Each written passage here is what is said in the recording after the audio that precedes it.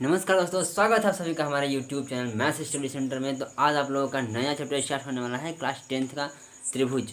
जो त्रिभुज बहुत सारे स्टूडेंट्सों का ऐसा प्रॉब्लम्स होता है जो कहते हैं कि त्रिभुज एक बहुत आपका लेसन माना जाता है, लेकिन आप रेगुलर क्लास करिए, आप मेरे वीडियो के साथ बने रहिए और आपको एकदम ईजी वे में हम बताएंगे कि त्रिभुज क्या होता है।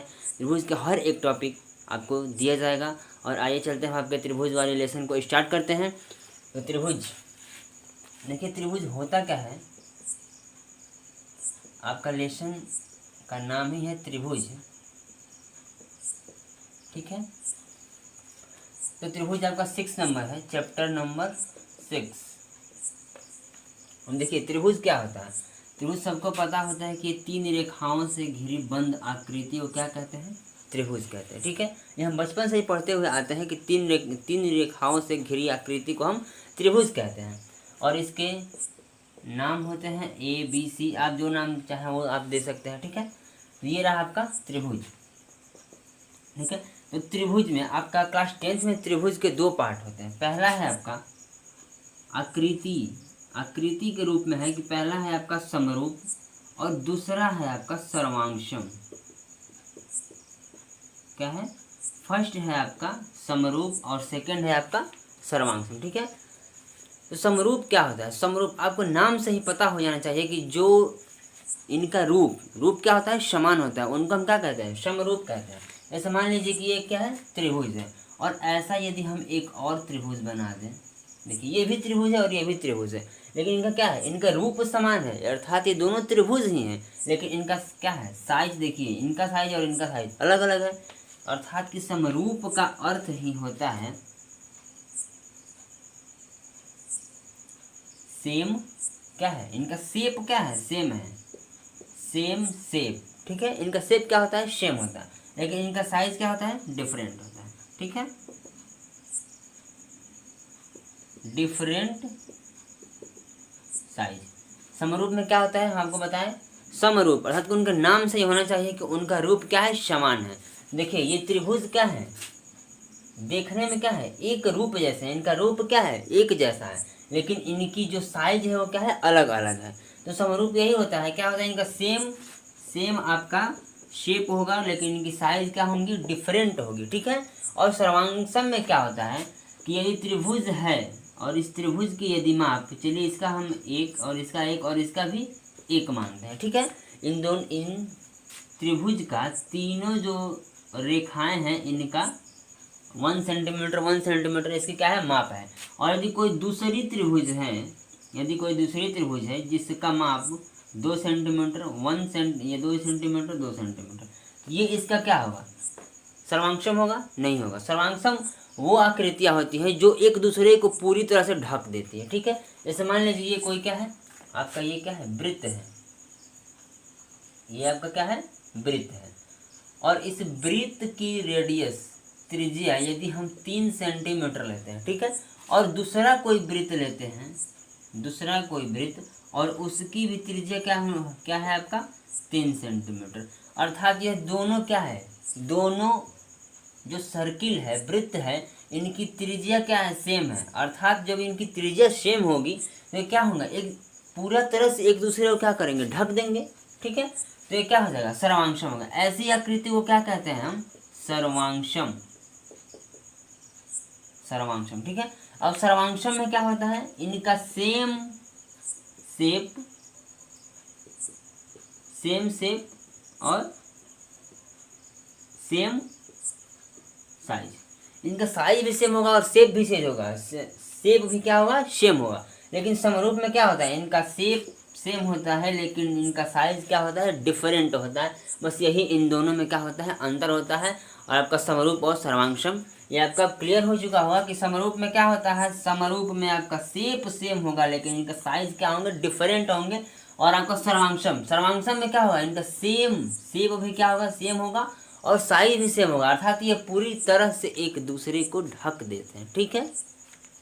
जैसे मान लीजिए हमारा हथेली है, आपको देखिए ये हथेलियाँ क्या होती हैं, एक दूसरे को क्या ढक दे रही है ना, तो क्या होगा, एक दूसरे के क्या है, सर्वांशम है, क्या है, सर्वांशम है। यदि किसी अपने से किसी छोटे हाथ वाले को रखेंगे तो यदि हाथ रखेंगे देखिए ऐसे होगा, ठीक है।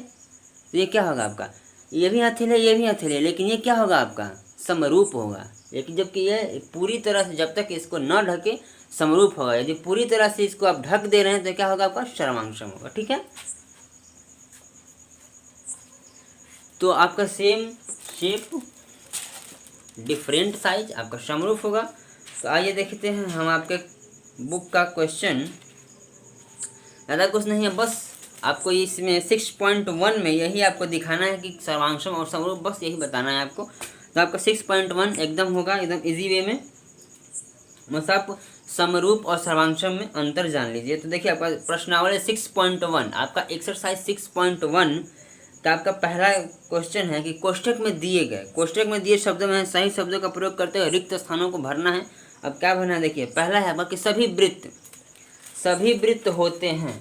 क्या होते हैं, इसको यदि आपको नोट करना है तो आप नोट कर सकते हैं, वीडियो को पॉज करके आप नोट करिए।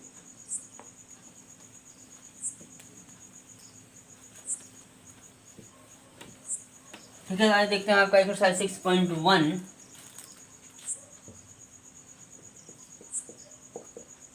एक्सरसाइज 6.1 का आपका फर्स्ट क्वेश्चन क्या है, सभी वृत्त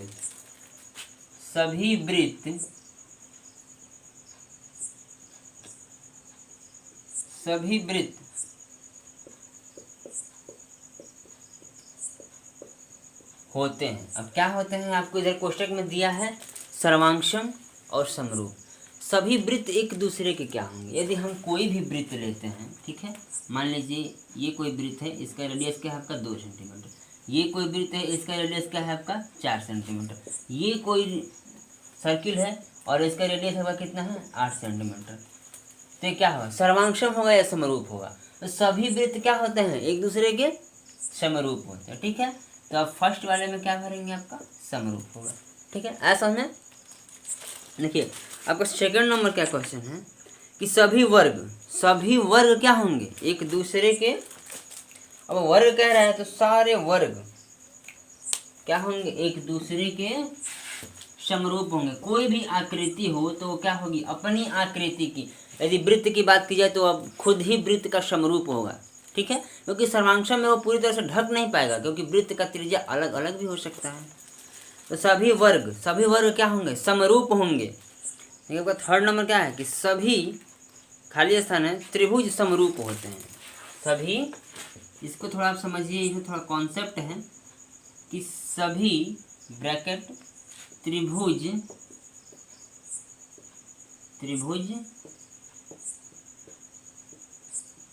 समरूप होते हैं। ठीक है, समरूप होते हैं। और आपको भरना क्या है, समबाहु और समद्विबाहु। समबाहु और क्या होगा, समद्विबाहु होगा। अब देखिए इसमें आपको यदि आप समबाहु भर रहे हैं, ठीक है, समबाहु यदि आप भरेंगे, बात को आप समझिए, इसमें कंफ्यूजन होगी समबाहु और समद्विबाहु भरने में। देखिए सभी समबाहु त्रिभुज क्या होंगे, सभी समबाहु त्रिभुज समरूप होते हैं। समबाहु मतलब क्या होगा, ऐसा समबाहु त्रिभुज होगा जिनकी सारी भुजाएं क्या होंगी, बराबर होंगी। और ऐसा समद्विबाहु त्रिभुज इसकी 2 भुजाएं केवल बराबर होंगी। ठीक है, ये भी देखिए, ये यदि हम कोई त्रिभुज यदि बना रहे हैं और इसका 2 और इसका 2 और इसका 1 है, ठीक है, और देखिए ये भी एक त्रिभुज है और इसका मान लीजिए 3, इसका 3 और इसका क्या है आपका 2 है।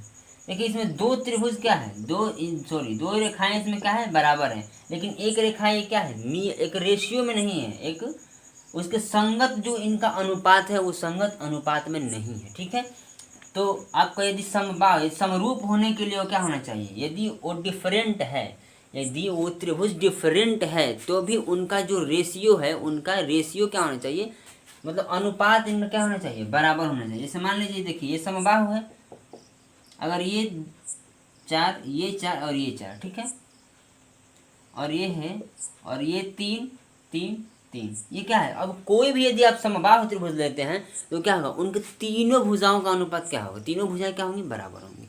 अब समद्विबाहु त्रिभुज में क्या होगा, सिर्फ 2 भुजाएं बराबर होंगी। और ये क्या होगा, एक जो नियत अनुपात होगा, एक नियत अनुपात में नहीं बदलेगा। क्योंकि अगर समरूप दिखाना हो, यदि आपको समरूप दिखाना हो तो समरूप दिखाने का एक और देखिए, समरूप होने के लिए क्या होना चाहिए, इनका जो अगर कोई त्रिभुज ही नहीं, यदि कोई हम आयत भी लेते हैं, ठीक है, यदि मान लीजिए कोई एक चतुर्भुज है, ठीक है, ये एक आपका आयत है, इसका 2 और 2 और इसका क्या है आपका 1 1 हम मान लेते हैं, ठीक है, और एक और मान लीजिए एक वर्ग है, ठीक है, जो इसका 2 2 2 और 2 है, ठीक है। देखिए ये तो इसका सेम है, लेकिन ये इसका क्या है, इनके रेशियो के हिसाब से बदला है, नहीं बदला है, ठीक है। तो ये क्या होगा, ये आपका समरूप नहीं होगा, क्योंकि इनका जो रेशियो है, इनका रेशियो बदलने वाला जो भुजाओं का अनुपात है, एक रेशियो में नहीं है। क्योंकि देखिए इनका सेम है, लेकिन ये भी अगर उसका अगर इसके हिसाब से यदि बदलेगा तो ये भी क्या होगा, इसका सेम होना चाहिए ना, सेम होना चाहिए। और नहीं तो जब ये बदला है, अगर ये नहीं बदला तो इसको भी नहीं बदलना चाहिए। अगर ये बदला है, अगर इसको यदि हम सेम रख रहे हैं तो ये तब इसका क्या होगा, समरूप होगा। ऐसा समझे। तो आपका 3rd नंबर क्वेश्चन, इसमें क्या होगा आपका समबाहु होगा, ठीक है। और 4th नंबर क्वेश्चन में देखिए क्या कह रहा है कि भुजाओं की समान संख्या वाले दो बहुभुज, भुजाओं की समान संख्या वाले दो बहुभुज समरूप होते हैं यदि उनके संगत कोण, यदि संगत कोण क्या होना चाहिए, संगत कोण समरूप के लिए संगत कोण बराबर होने चाहिए, ठीक है। संगत कोण क्या होना चाहिए आपका, बराबर होना चाहिए। संगत कोण आपका क्या होना चाहिए, बराबर होना चाहिए। देखिए आपका 4th नंबर क्वेश्चन है, यदि कोई भुजाओं की समान संख्या वाले दो बहुभुज, भुजाओं की समान संख्या वाले दो बहुभुज, यदि कोई भी आकृति आप लेते हैं तो क्या होना चाहिए, यदि उनका संगत कोण, जैसे मान लीजिए यही आपकी यदि आकृति है, ये आयत है आपका और ये क्या है आपका वर्ग है। देखिए इनका क्या है 90 डिग्री 90 डिग्री और 90, ये क्या है, इनके कोण क्या है, सेम है, कोण बराबर है, लेकिन इनके जो भुजाएं क्या है, भुजाएं एक समानुपाती नहीं है। यदि इसका यदि हम 4 4 लेते हैं और इसका हम 2 2 लेते हैं, ठीक है, और इसका क्या है टोटल का यदि हम वर्ग है तो इसका हम 4 ले लेते हैं, तो सारा एंगल, सारा साइड क्या होगा, इसका बराबर होगा। देखिए इनका एंगल क्या है, एंगल सारे बराबर है, इसके संगत एंगल क्या है, संगत जो कोण है वो क्या है, सारा बराबर है, लेकिन इनका संगत जो भुजाएं हैं, संगत भुजाओं का अनुपात क्या है, बराबर नहीं है, ठीक है, क्योंकि ये 4 4 है लेकिन इनका क्या है, अलग अलग है। ऐसा समझे। तो क्या होगा, ये इसका समरूप होने के लिए क्या है, संगत कोण और उनकी भुजाओं क्या होना चाहिए, समानुपाती होना चाहिए, भुजाएं समानुपाती होने चाहिए, ठीक है। जैसे देख लीजिए ये आपका एक और एग्जांपल हम बता दे रहे हैं, ये आपका मान लीजिए एक क्या है, वर्ग है, वर्ग है आपका 3 3 3 और 3 सेंटीमीटर का, ठीक है। और ये यदि आपका एक और कोई चतुर्भुज आप आयत ही मान लीजिए, इसका कितना है 3.5 3.5 3 और 3 है, ठीक है। तो ये देखिए ये इसका क्या है, समरूप है। आप बताइए समरूप है या नहीं है, समरूप है या नहीं है, समरूप नहीं है। क्यों नहीं है, क्योंकि देखिए ये एक वर्ग है, यह क्या है, एक वर्ग है और यह एक आयत है, इसके संगत कोण बराबर हैं। देखिए इनके संगत कोण क्या है, बराबर हैं, इसके संगत कोण क्या है, बराबर है, इसके संगत को बराबर है, परंतु क्या है, इनके संगत भुजाएं हैं, इनकी संगत भुजाएं, देखिए इसका संगत भुजा क्या होगा, ये होगा, इसकी संगत भुजा ये होगी, ठीक है। इसकी संगत भुजाएं एक ही अनुपात में क्या है, नहीं है। यदि अनुपात देखिए इसका और इसका अनुपात क्या होगा, इसका और इसका अनुपात आपका 3/3 1 होगा ना, और इसका भी अनुपात 3/3 1 होगा, ठीक है। लेकिन देख इनका क्या है, देखिए इसका 3 है, इसका 3.5 है, इसका 3 है, इसका 3.5 है, इनका तो रेशियो 1 नहीं ना होगा, तो क्या होगा, ये समरूप नहीं है। ऐसा समझना। आपका 4th नंबर है, उस पर हम दो आप एग्जाम्पल बता दिए। और देखिए 2nd नंबर क्वेश्चन है आपका कि निम्नलिखित युग्मों के दो भिन्न भिन्न उदाहरण दीजिए। और कैसा उदाहरण देना है आपका, समरूप आकृतियों का। आकृतियां समरूप है, इसका उदाहरण देना है आपको। आगे है आपका सेकंड नंबर क्वेश्चन। देखिए सेकंड नंबर क्वेश्चन,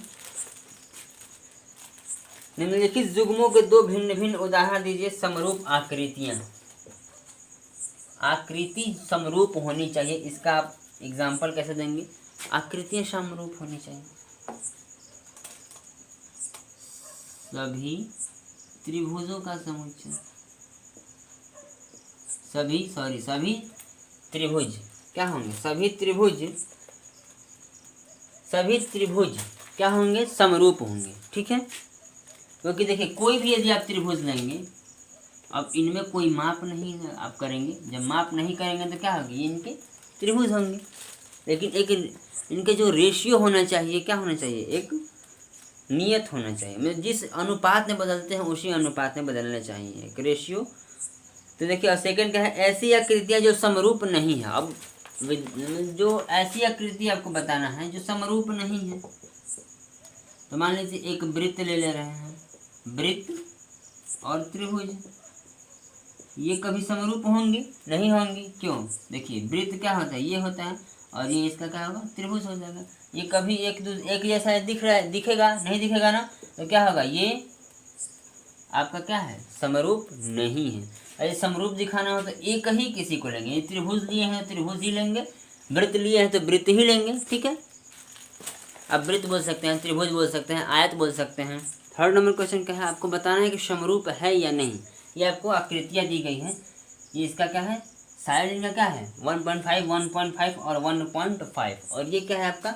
एक वर्ग है 3, 3, 3, और ये है आपका, देखिए ये है आपका समचतुर्भुज है। ठीक है, जिनकी भुजाएं क्या है? सब बराबर है। लेकिन देखिए इनका जो एंगल्स है, ये तो 90 डिग्री है, ये 90 डिग्री दिख रहा है आपको? नहीं ना, ये टेढ़ा है। अगर 90 डिग्री बनाएंगे तो ऐसा सीधा आएगा। ठीक है, ऐसे आपका सीधा आएगा, तब ये 90 डिग्री होगा। ठीक है, इसका लेंगे तो ये होगा 90 डिग्री। इनके एंगल्स 90 डिग्री नहीं है, तो ये ऐसे ही समरूप नहीं है। क्यों? क्योंकि इनके जो एंगल्स है, संगत कोण है, ये क्या है? बराबर नहीं है। इनका रेशियो देखिए, इनका रेशियो एकदम समानुपाती है। क्योंकि देखिए इनमें भी यदि हम 2 से मल्टीप्लाई करेंगे तो इसका संगत वाला भुजाएं क्या होगी? आएगी। इसमें भी यदि 2 से, इसमें भी 2 से, और इसमें भी 2 से यदि हम मल्टीप्लाई करेंगे तो क्या आएगा? इसका इनका जो भुजाओं का अनुपात है वो समानुपाती है, लेकिन इनका जो एंगल है क्या है? समान एंगल्स जो है इक्वल नहीं है। तो समरूप होने के लिए क्या क्या चाहिए? उनके एंगल क्या होना चाहिए? संगत कोण। समरूप होने के लिए क्या होना चाहिए? संगत कोण समान होना चाहिए, संगत कोण समान होना चाहिए। ठीक है, और इनका जो रेशियो है, इनके भुजाएं समानुपाती होनी चाहिए, भुजाएं समानुपाती होनी चाहिए। ठीक है, तो ये समरूप होने का ये दो प्रतिबंध है आपका, कि संगत कोण क्या होने चाहिए? समान होने चाहिए, और भुजाएं आपकी क्या होनी चाहिए? समानुपाती होनी चाहिए।